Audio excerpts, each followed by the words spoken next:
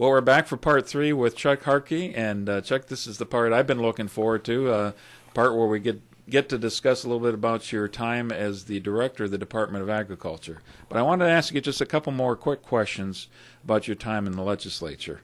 Tell me about a few of the friends that you made while you were there. I made all kinds of friends, both sides of the aisle. It didn't matter. Lou Lang, Terry Stetso, Chuck Pangle, Eileen Lyons, Bill Black, the guy who used to throw things at me in the General Assembly. He's usually pretty vocal. Yeah, oh yeah. And, of course, Mike Madigan, Emil Jones. I know them all. Mm-hmm. Lou Viverito, Senator Sullivan now. I don't know that there's a legislator I didn't like. Explain to me why in the state of Illinois the legislative process is so dominated by what we call the Big Four.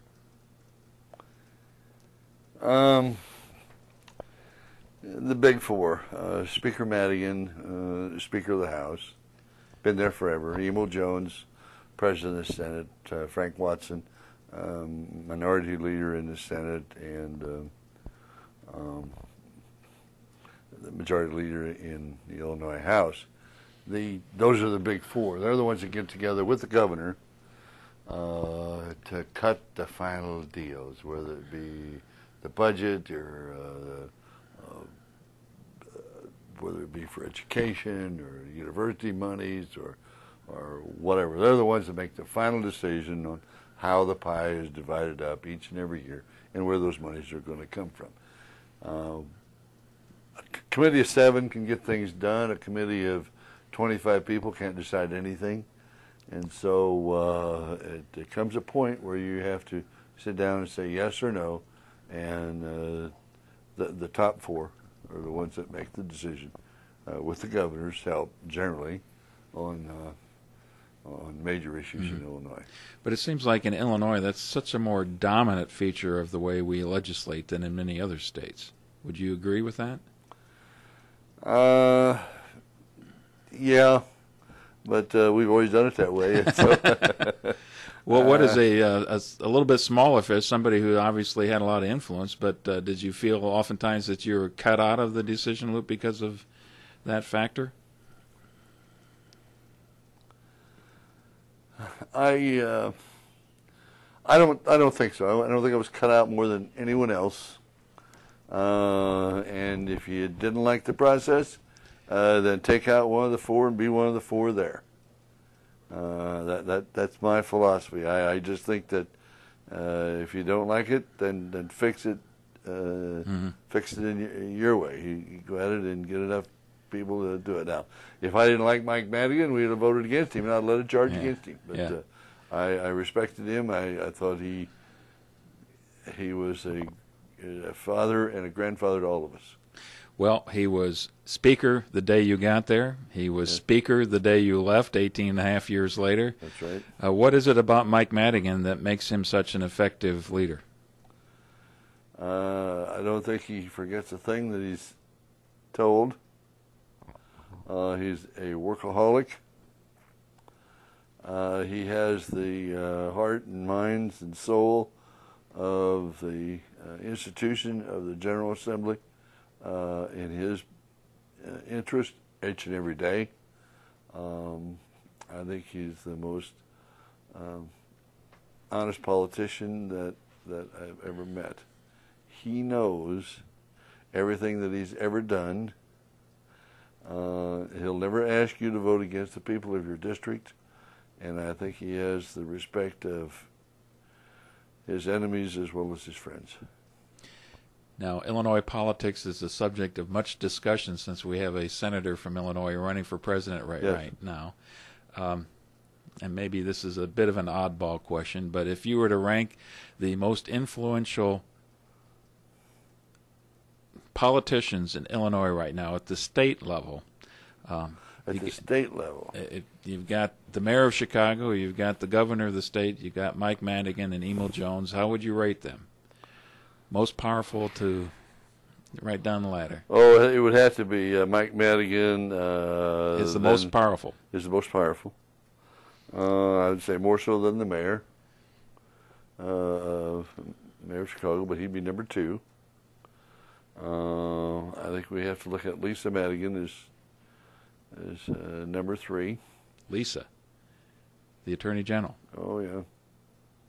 You haven't even gotten to the governor yet. Oh, no. I think there will be powerful. Probably Emo Jones, in my opinion, has lost some of his charisma. Some of the things that he's done here lately.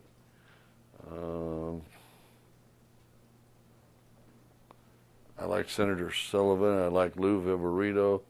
I like Alexei Jaloulis. Pat Quinn, he's got more influence than the governor's got right now, I think. Mm-hmm. But I think the governor just shot himself in the foot so many times. It's a wonder he could stand. Well, that's an insider's view on power base in Illinois, if you will. So let's go into the time frame when you are the director of the Department of Agriculture. How did that decision come about? There were several people running for governor in the state of Illinois, and one of them happened to be State Representative Lou Lang. And he had announced, and of course I'd roomed with Lou Lang for around 7-8 years, and found Lou to be very interesting, who could possibly rally the troops, and so I committed to work for Lou in the election, and he asked me what I wanted in return, and I said nothing. I just want to be your advisor. I'm going to give up everything and just be your advisor. I don't want to come to work every day. I just want to be your advisor and say yes or no, or Lou, you're going crazy. I don't want to. And I was ready to resign as a member of the General Assembly just to do that.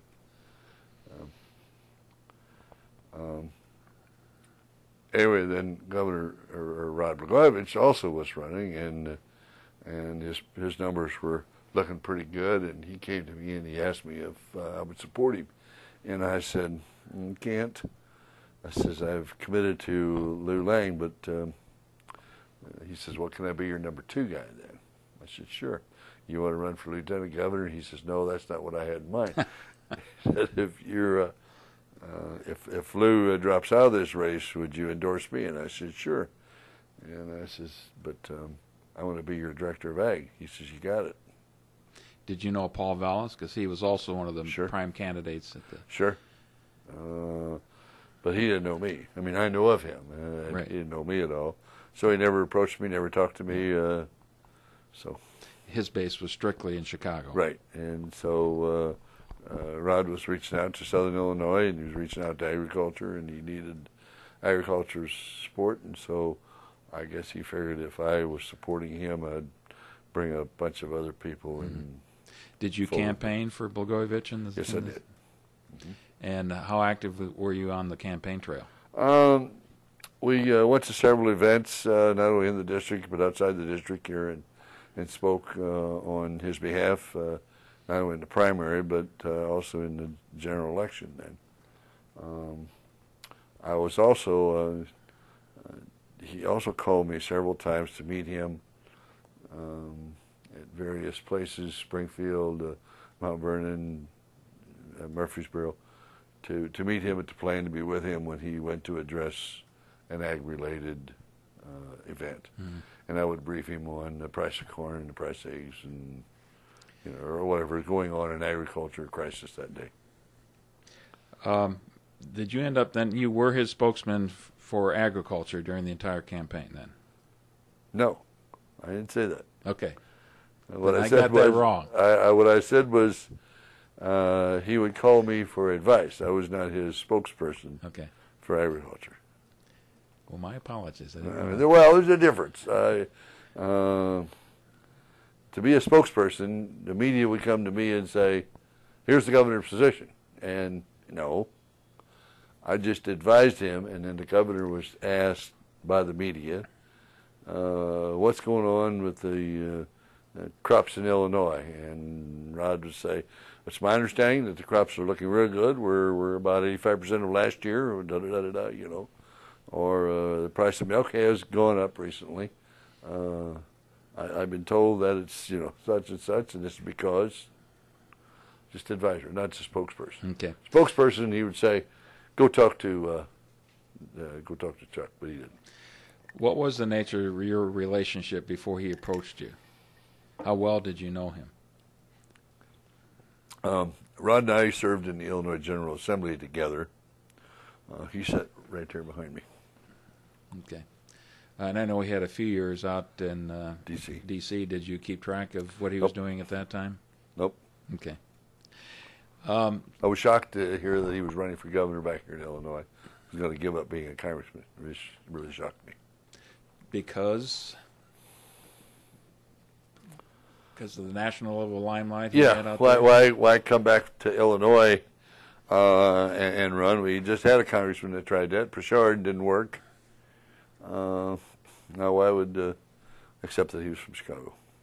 Okay, let's fast forward a little bit because obviously Blagojevich won the Democratic primary. Mm-hmm. I assume you continued to be on or help him campaign through the general election. And then he obviously came through and offered you the directorship afterwards. Mm-hmm. First, what were your thoughts and what were the nature of the discussions you had with the Blagojevich administration about what you wanted to accomplish in that new position?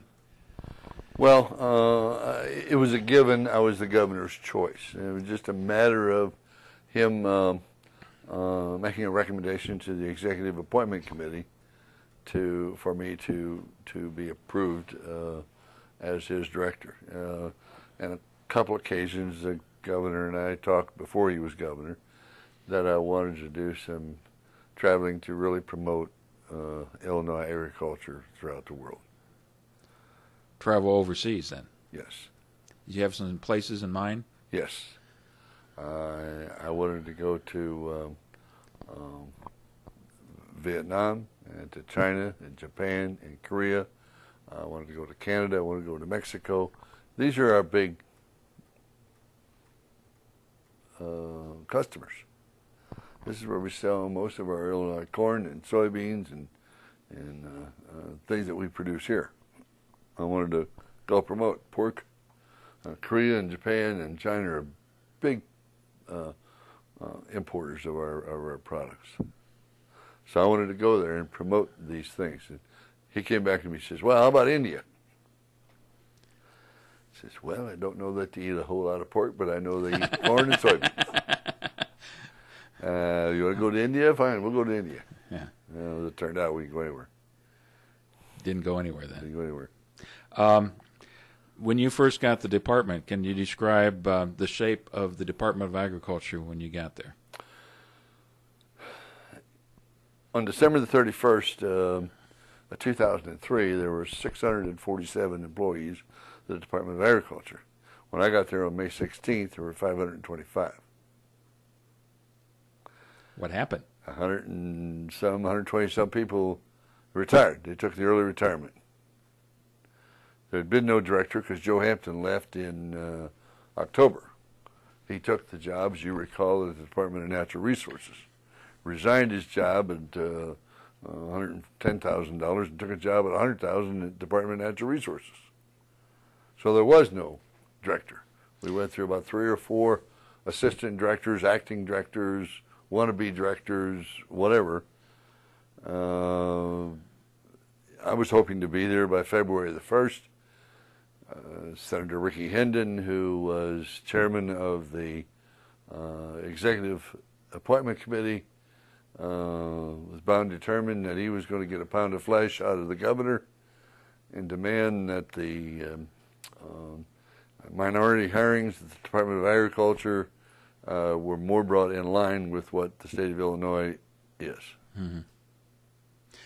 Well, I don't want to assume anything, but roughly 100 people departed just in the few months before you got there. If these are people who are taking early retirement, that also suggests there's senior people within the department. So You had a lot of holes to fill and decisions to make when you first got there, I assume. No. That was, I guess, another little disappointment. Those departments were not mine to fill. That was their administration's department holes to fill, and so I may have been asked for advice, but those people were filled by the administration. So the new people were people coming from the outside. They were not people who were within the department. They were coming from various areas of the state of Illinois who supported the governor in his election and therefore were given jobs. Okay. What was your goal then, walking in? To make sure that no matter who was there, that the personnel they had, to fulfill the mission of the Department of Agriculture, and that is to provide safe food and to promote agriculture in Illinois and the world, to the world. Did you see those as co-equal missions? Yeah, really. Number one, though, is to provide safe food. For our meat inspection program and food safety program, that has to be, because we could not let that fall apart. How big a mission or a role was it for the department to oversee the county fairs and to run the state fair? It was one of the 10 bureaus that we have. It's the Bureau of County Fairs and Horse Racing. There are 102 county fairs, or 102 counties, but we have 104 county fairs. Or we did. We're down to 103 now. Not all counties have a county fair, and some counties have more than one. Some have two, and I think there's one that has three. Well, that's a fact I wasn't aware of. Cook County didn't have a county fair. Didn't or still doesn't? Doesn't, never was, never will. Mm-hmm. Emo Jones came to me and says, we want to have a county fair in Cook County. And I said, Senator, you don't have that many farms. We have Pepperidge Farm. No, he wanted a county fair because of the distribution of the money and the county egg premium funds, goes on a population basis. Well, yeah, but, they don't have a county fair in Cook County. What are some of the other important departments within the Department of Agriculture? Bureau of Natural Resources, our Marketing Bureau Division. God, I used to know them like the back of my hand. The Animal Welfare Section, which is big. You see, maybe you don't realize that every pet store in the state of Illinois is registered to the Department of Agriculture. And I assume that means you have inspectors who go out and check on these things. Yes, so we have animal welfare inspectors who go out and not only check at the pet shops, we also do the swap shops on Sunday afternoon in some park somewhere where they're swapping two pythons for a rat from New Guinea with three parrots from Brazil. Those illegal things that take place. Mm-hmm. We also have these people that check in on people who are hoarding cats and dogs and not feeding their horse or beating their cow or whatever. Mm-hmm. So. Of the employees that you had, and this is a fairly small department as Illinois government goes, how many of them worked in Springfield, and how many other locations did you have a presence? We have some 200 people that work on the state fairgrounds in Springfield. That includes the State Fair Bureau. We have about a dozen people that work at Des Moines. We have an office in Des Plaines, which is our pesticide and insecticide division. Emerald ash borer, Asian longhorn beetle, these type of inspectors. We inspect all the nurseries in the state of Illinois, greenhouses, And so with a population of 5.5 million people living in the collar counties, they've got an awful lot of nurseries up there, orchards that have sell ornamental trees and shrubs and all these things. And so we have a lot of, I think there's around 30 people that work out of the disciplines office.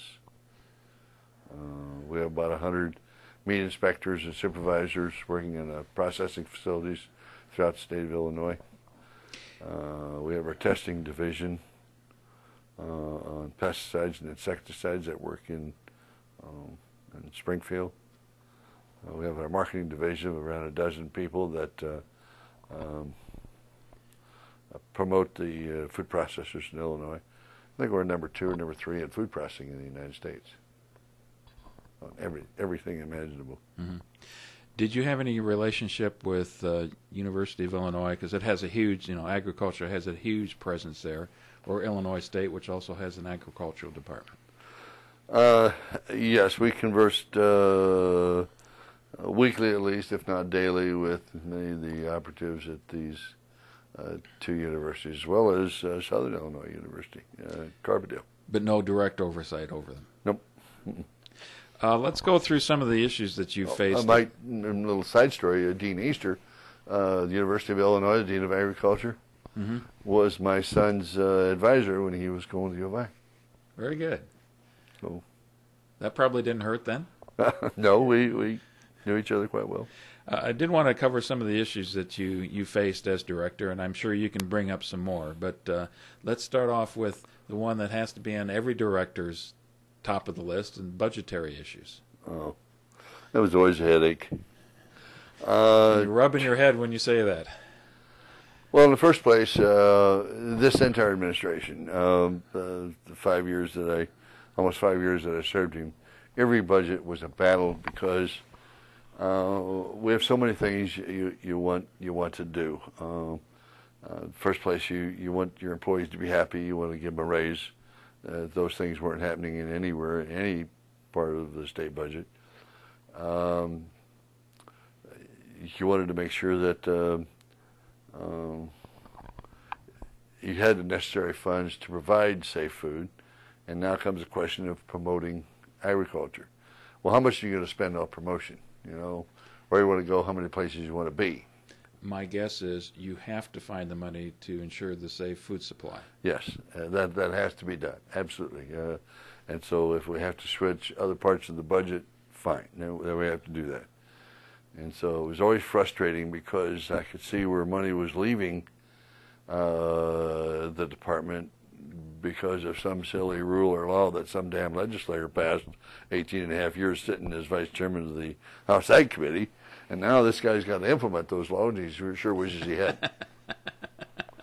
For example, we test a lot of people. I want to say 30,000 people across the state of Illinois in all occupations that want to be using and buying chemicals for the control of pests and insects, whether it be Arab pest control to whatever. We've got all kinds of chemicals you got to register and test for, and we set the testing fee and for this license so damn low that anybody can afford it, and so we make up the balance out of our budget. So as a legislator, that sounded like the right thing to do. Did you have cause to rethink that? Sure. When we put in, we want to increase fees, then the governor caught hell and says, there he is, not raising taxes, but he's raised everybody's fees. What's a user fee? If you want to be an Arab pest control applicator, maybe you ought to pay more than $25 a year to make sure that you know which chemicals you're spraying on where. And so maybe we ought to charge a $50 fee for that. Well, there you go, raising fees again. And so in the first year, we raised them 200 fees, not just Department of Ag, across state government, and he caught holy hell, and all of a sudden everything came to a screech. No more fee increases. An edict from the governor's office, I would assume, in that respect. An edict from the General Assembly. They were not going to pass any more, whatever, so you don't even ask for them, It's that simple. In the state of Illinois, we have a cognizance test for horses. Cognizance test. What test? Cognizance test. Okay. All right, that test is taken by, you take a blood sample from a horse. All right, and so how many farmers do you know that have horses? Well, I don't know any. All right, now here's the deal. You got a horse in Illinois, you have to have a Coggins test for it. So you call your local veterinarian, the veterinarian comes out and he takes this blood sample and so forth, looks at it, puts a tube on the top of it, puts it in the box, and you send it to the state lab. State lab, we get it, and here's veterinary schmo, just sent in this blood sample for this horse. We run the sample, we run the test, so forth, they come back and says, nope, no problem, you don't have a sick horse. We send him a notice to the veterinarian. Veterinarian fixed out the bill. I gave him $40 out to the house, $5 to draw the vial of blood, and $5 to send it to the veterinarian, or send it to the Department of Agriculture. They did the test. And here's a postage with $5 to send this thing. So here's your bill, $50. You got a safe horse. We did the test for nothing. But it cost me $5 to have the vials and the microscopes and everything else to run the damn test at the department. We test 300,000 horses a year. This was first instituted when every farmer had 3 or 4 horses, and we didn't want a spread of this disease throughout the horse population. So why don't we charge $10 for this test? Rather than it cost us $1.5 million to do the test, why don't we charge a $10 fee and make $1.5 million? Mm-hmm. That's a fee increase. That's a fee institution because the statute says it shall be provided free by the Department of Agriculture, the state of Illinois. So eliminate that part of the statute, and we just increased a fee. And again, I'm assuming that in most cases you were defeated, absolutely defeated on these kinds of initiatives. Didn't even get an opportunity to present the thing to the General Assembly. What were some of the challenges you faced as far as ensuring food safety for the state?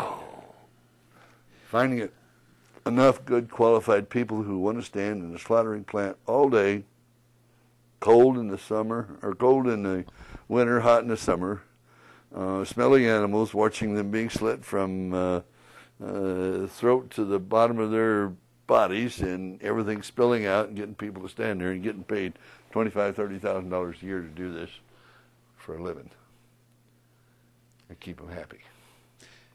Now, that's barely a living wage. And first they were employees of the Department of Agriculture. First off, they have to pass the CMS 100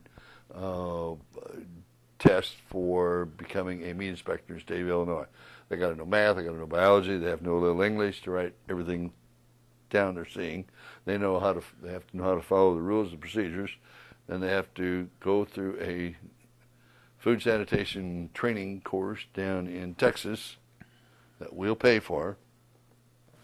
And they have to clear that, then they come back and they work 6 months or 3 months with a supervisor who's experienced before you turn them loose on a slaughtering plant floor on their own.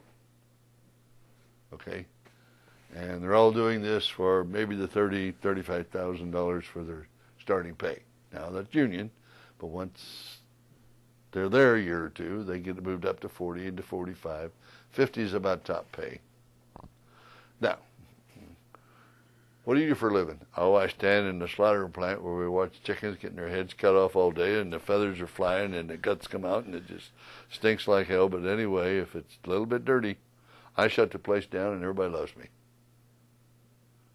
And you're making 35, yeah, 40,000 a year. Yeah. So the turnover rate's unbelievable, and trying to get good qualified people to work in these plants for that little pay is just.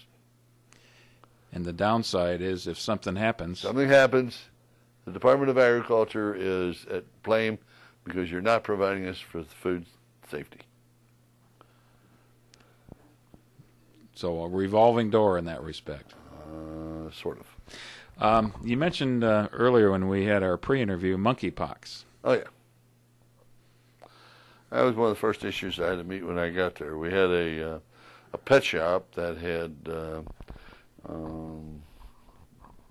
inadvertently been spreading monkeypox up in the Chicago suburban area because they had bought some prairie dogs from a wholesale pet shop in Oklahoma that had imported some prairie dogs from Kansas and had them in the same pet warehouse as some international imports of some rats from Ghana. The rats from Ghana had been, Ghana, South Africa, had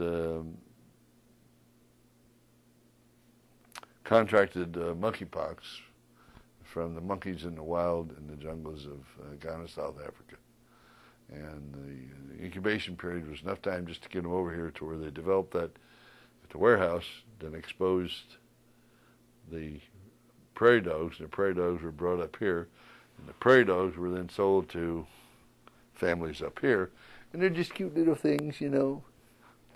The problem is you have lesions and welts break out on your skin, and if you're kissing one, it gets in your throat and you can die.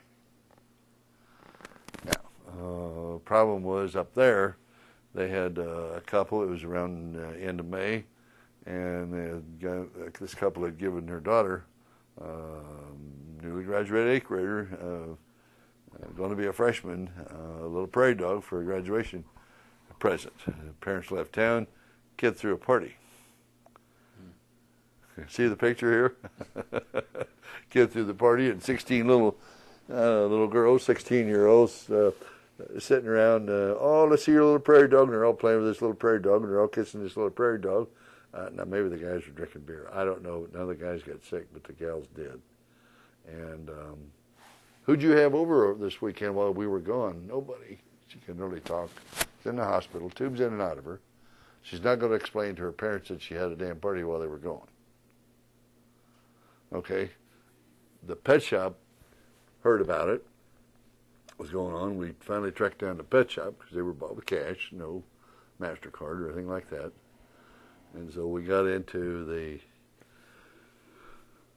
worried about the pet shop turning the prairie dogs loose, and then it infecting the other normal rats around, meaning squirrels and other mice in the neighborhood and the parks, and here we are spreading monkeypox all over South suburban Chicago. And we had to get on this now.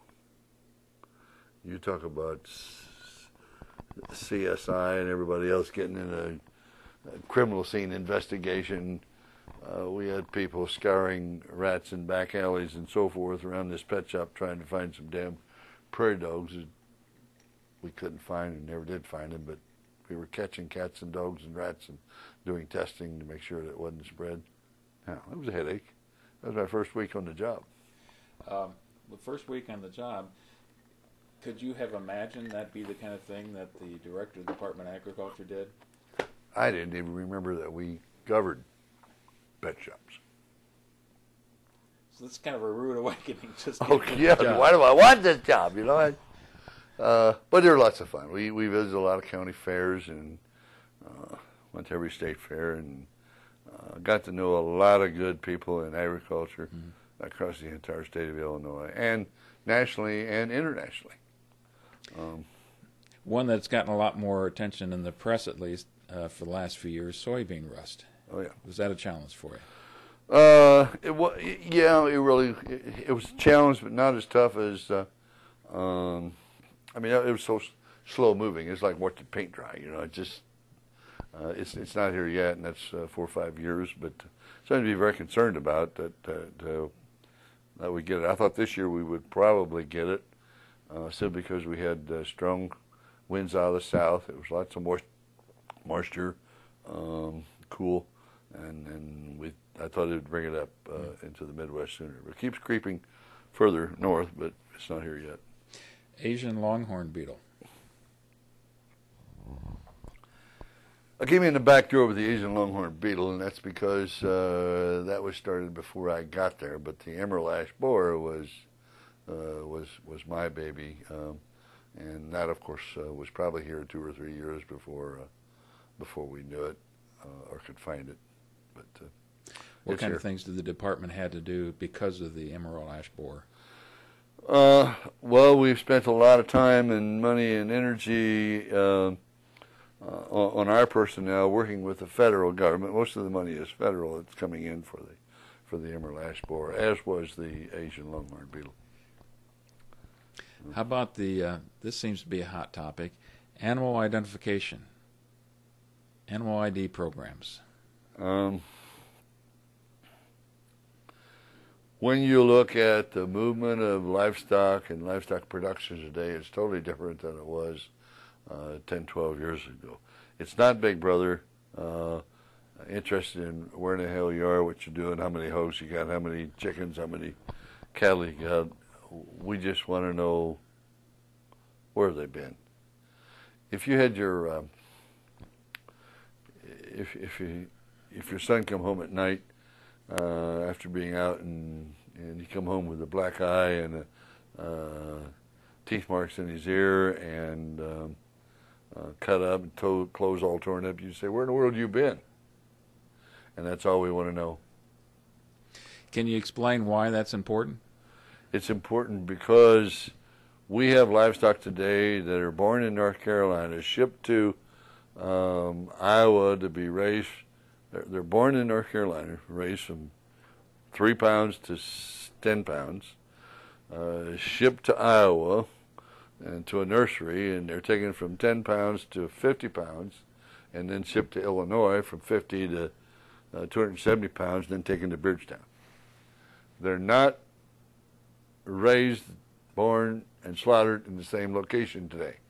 And so the transportation of those animals to and from and across the state in various different directions can cause the spread of some very crazy exotic disease that could be disastrous. You take foot and mouth disease, very deadly. With cattle, same way. We have cattle that are born in one spot, shipped from 200 pounds to 400 pounds to a feeder prep, from 500 pounds to finishing in another location. And we could be spreading this, and this is, truckers are traveling all over the United States back and forth. That's why the importance for the inspection of things coming into the United States as well at our borders, whether they be fruits and vegetables or horticulture, decorative plants or whatever, because they could contain small bugs, diseases, emerald ash borer, all kinds of things that we don't know anything about. And if they're here and there's no natural predators to take them out, they're going to spread like wildfire. So. Did you have a presence up in some of the harbors in Chicago area, where I would think that's the first point of origin for some things coming in from overseas? We do not directly, simply because since 9/11, the Homeland Security has taken over that whole inspection service. I did want to go back to what we were just talking about for animal identification. Is there an international implication with being able to track these things as well? Yes. Many of the countries that buy from us are demanding animal ID or country of origin labeling, and we don't have it. Were some of those countries you had hoped to visit? Yes, absolutely. Japan, Korea, China, Vietnam.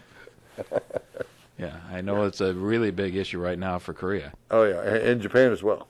In Japan, they want to know exactly who was the farmer and what did the farmer use to feed this beef that we're buying from the United States. So what's the resistance in the United States to that? Big Brother don't have to know. Farmers are conservative. You don't need to know all this information. I'm not going to report it. I'm not going to do this and that.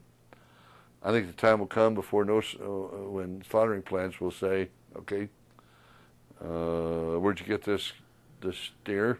When did you buy it? And whose farm was it raised on?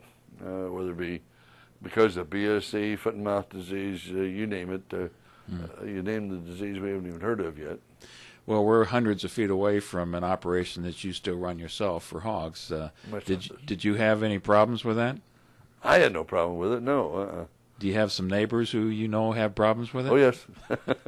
I certainly do. That was one of the big controversies. I tried as director of agriculture to help and encourage.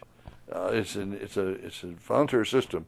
The animal ID program is in the United States and in U.S. agriculture. And it is a volunteer program. Because it's volunteer, that's just what it is. You don't have to if you don't want to. And I said, that's fine. You don't have to if you don't want to, except that 4-H, if you want to accept premiums at the county fairs in the state of Illinois for showing your animals, you have to have an animal ID number. There you go. That didn't go over too well because I was picking on the kids.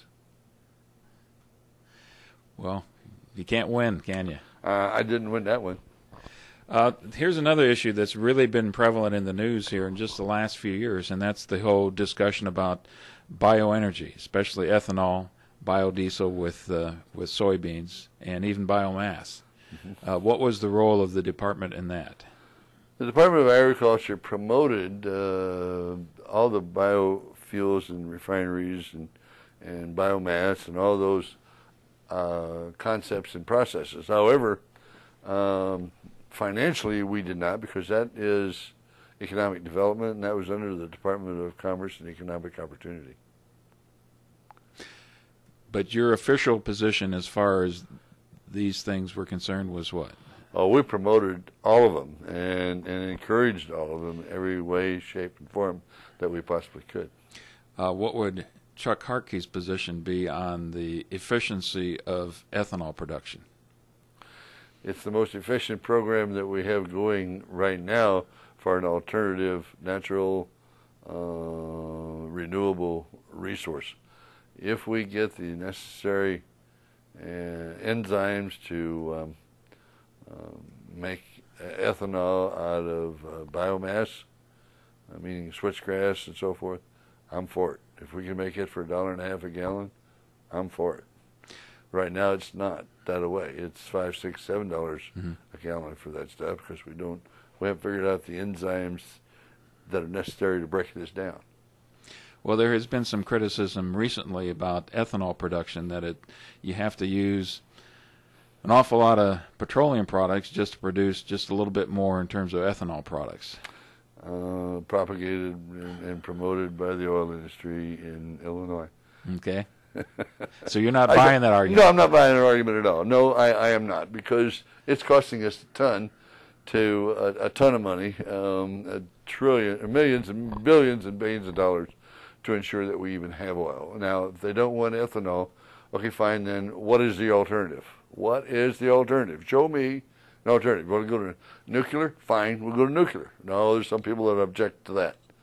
All right, let's go to hydroelectric. Well, fine, we'll build more dams and so forth. Your environmentalists will go ape over that thing. We put up windmills. Okay, great. We're going to wind up with a lot of shredded tweet. There's always somebody that objects to something. All right, now, switchgrass, biomass, energy. There's all kinds of things that we could do to produce energy. Right now, corn and soybeans are the most viable option we have that are somewhat economically favorable to do so. And then there's people that object we should not be using food for our fuel here in the United States. It's immoral and wrong to do so, because we're taking food out of kids' mouths and we got people starving to death in this world, and we're going to put food in our cars rather than feeding people of the world. Come and get it, pay for it, fine with me. Pay for our food. Well, people screaming, we got way too high food prices. That's because of the ethanol. Well, all right, now you pay for oil or you can pay for bioenergy. Well, we need that food. When we don't have an obesity problem in the United States, I'll start worrying about that. Well, the prices... You didn't unhook the phone. the prices of food, right? The commodity prices for soybeans, for wheat, certainly for corn, are close to record highs as we speak. How would you explain those prices right now, and for good times on the farm in Illinois, if you will? I think it's absolutely wonderful. I just think that the livestock industry is the one that's hurting right now. They're not reaping the benefit of the cost of that production at all. Their cost of production is much higher than what they're receiving for their product. The bacon and the steaks and so forth. The grocery stores, somebody's making some money in the livestock industry. I do know that. Okay. We're getting close to the end here. Did want to talk a little bit about state fairs. Okay. And county fairs, but state fair in particular. What exactly is the role of your department in the state fair? The Department of Agriculture sponsors 2 state fairs, one at DuQuoin and one in Springfield. We have the state fairgrounds. There are a lot of activities take place there. The Department of Ag actually just sponsors those 2 state fairs. That's our role. Is that a moneymaker? No. Money drain?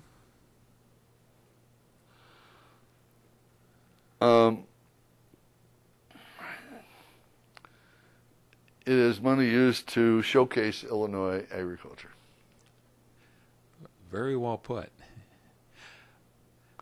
When you promote things, you know, Sure. it costs money, and that's what we're doing. We're promoting agriculture, not only to the non-agriculture residents in the state of Illinois, but worldwide, anyone that wants to come. What's your view then in terms of how state fair and these county fairs have been evolving over time? Because it seems like agriculture gets less and less emphasis with each year.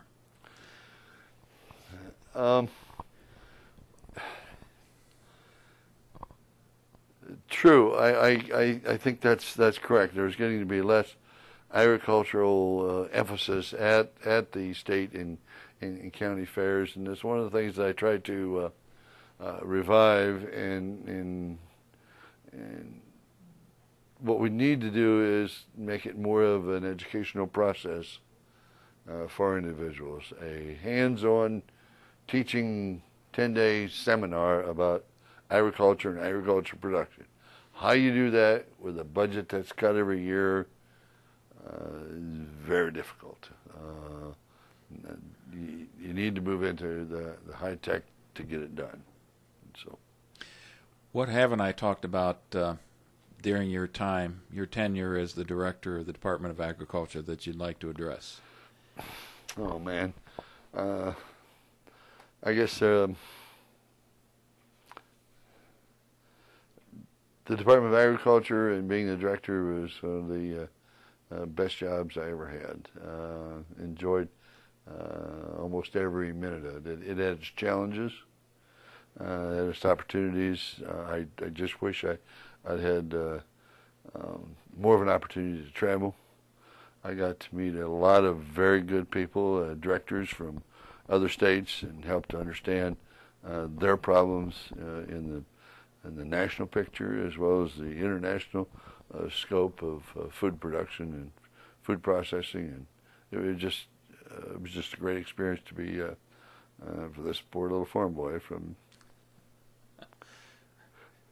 Teutopolis to be director of agriculture. And still the farm boy from Teutopolis. I guess, yeah. Well, then, what led to the decision to leave the Department of Agriculture? Well, I plan on retiring this coming December, but the event of my wife contracting cancer, and I'd been gone a lot the last 25 years, so it was time just to go home, and I've got my retirement in. So take care of things at home? Take care of things at home. So. Okay. What do you miss about the job? I miss the people. I really do, because over the 25 years in Springfield, I developed a lot of good friends and a lot of good relationships with people, and just good times as we met to meet the challenges and develop opportunities for people. Any regrets? Things that you look back and you think, well, I sure would have liked to have been able to accomplish that? Well, I probably should have retired about 5 or 6 years ago when I had an opportunity to invest in a biorefinery real close, and I could have made a fortune, but the ethics thing had me wasn't allowed to do that and remain in office. I should have, looking back, I probably should have invested everything I have in a couple of these refineries. So. And in terms of your time as the director, what are you most proud of? Well, holding things together under the challenges of the budget constraints that I had. I don't think we had any major glitch in the mission, and that was to provide safe food, and I tried my very best to promote agriculture no matter where I went. Okay, we got a few questions just kind of wrap things up here at the end. You've had a long career in agriculture, and you've served it in many different respects. Certainly as a farmer yourself, you've seen an awful lot of changes. From that perspective, what do you think is the most significant change you've seen in agriculture as the average farmer in the state of Illinois during your lifetime? Oh, the consolidation and what's happening in the livestock business, whether it be dairy or hogs. I mean, it's just phenomenal what's happening in that arena. I know that's especially prevalent in hogs more than cattle. Isn't that correct? Yes, cattle are almost non-existent in Illinois, other than the feeder calf operation. We have a few beef herds that raise these calves, but we just don't have it. The chickens are gone in Illinois, and we used to be huge in broiler production and laying hens, but that's been a phenomenal thing of what's happened in the last 25 years. I think that as far as the grain industry, the corn yields taking off have been somewhat phenomenal. Going from 100 when I was a senior, if you had 100 bushel yield, I was a senior in high school, that was a good yield. Today, if you don't have 150, 160, you're something wrong. Something wrong with your production, or you had bad weather. But let me tell you what my gut feeling is as well. We haven't seen anything yet. We're going to see more of a change in agriculture in the next 10 years than we will in the last 100. In what respect? In what way? Energy. Everything we do is going to be evolved around energy. And we will get this little enzyme, this little bug. We'll get this figured out one of these days. And from every blade of grass that's grown out here to corn cob that's thrown out the back of the combine to every kernel of corn, we're going to be using that to produce energy. We're going to see more energy efficient engines and motors and vehicles. We're going to see more conservation than we've ever seen before. And it's all going to take place in the next 10 years because price is going to demand that we do. Well, a huge part of what you're talking about in the increases for corn and soybeans, and you can make the same kind of analogy for pork and cattle as well, has been because of genetics, advancements in the genetics. Do you see that advancing as well? I do. I think we're going to see a lot of genetic engineering in livestock. We're going to see a lot of more in corn energy production. We'll have designer corn meant for oil production or ethanol production, or maybe both in the same plant. Well, let's talk about another evolution that's been occurring in rural America for the last 5 or 6 decades, and that's the changes that are going on in the family farm. What changes have you seen in that respect? Where do you see this heading in the future? Oh, I think we're going to see a consolidation of livestock and grain farms both. I think we're not quite to the bottom yet, but I think we'll probably bottom out here in Illinois with some 50,000 professional, 70,000 now, 50,000 professional grain producers. We'll wind up probably with 3,000 or 4,000 professional livestock producers. And we're probably going to have 40 or 50,000 organic or natural farmers in Illinois, which is okay too. That's fine. I don't mind that at all. But I don't think you can be an organic farmer at the scale people are talking about. It's just not possible. Well, so many times when we bring that subject up, there's nostalgia involved in talking about the way farms and farm families used to be. Do you have any of that feeling yourself? Being of a farm family, 10 kids, everybody going into farming afterwards? Ain't going to happen. No, I don't say nostalgia. I don't. My son raised a few pumpkins, maybe a half acre. That's enough. How does somebody get into farming who's 17 or 18 years old? You marry a very wealthy only daughter of a farmer. And that's pretty much the only route? Boy, you've got to inherit it from somebody. I just don't see how. Boy, you better be good and make every right move every day.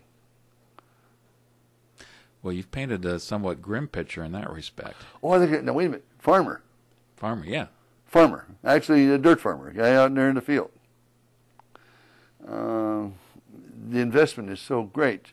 $6,000 per acre for the land. $200,000 combines. Where are you going to get all this money?